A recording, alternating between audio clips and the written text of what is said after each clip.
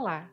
Está quase a fazer um ano que uma estirpe de coronavírus conseguiu adquirir a capacidade de infectar a espécie humana e com isso entramos numa situação de pandemia.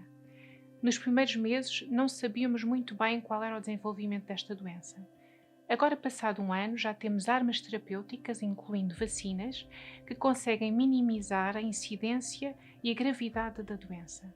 Mas o mais importante é a prevenção do contágio.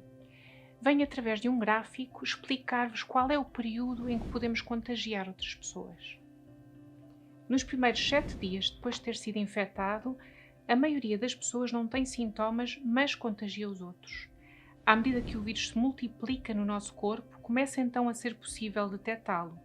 E quando atinge um determinado número, o teste PCR, que detecta a presença do vírus, torna-se positivo.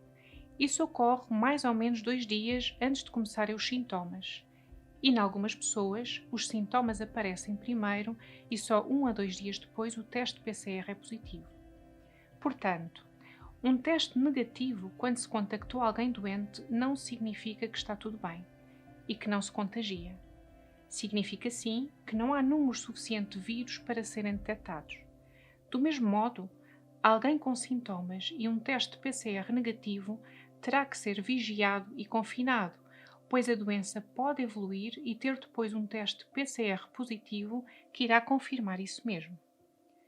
Depois, entre o 7º e o 14º dia, aparecem mais sintomas e há um agravamento da doença que parece ser maior por volta do 10º dia de doença. Nesta fase, mantém-se o risco de contágio. O teste PCR é positivo e começam a existir no nosso corpo anticorpos e que são o sinal de que estamos a conseguir combater este vírus.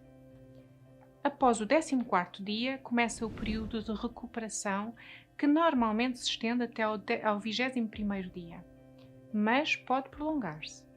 Nesta fase já não há contágio.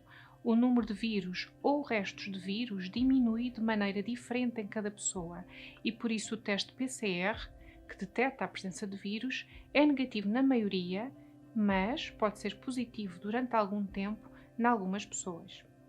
No entanto, em todas elas há melhoria clínica. Por haver tantas diferenças individuais, é por isso necessário termos muito cuidado.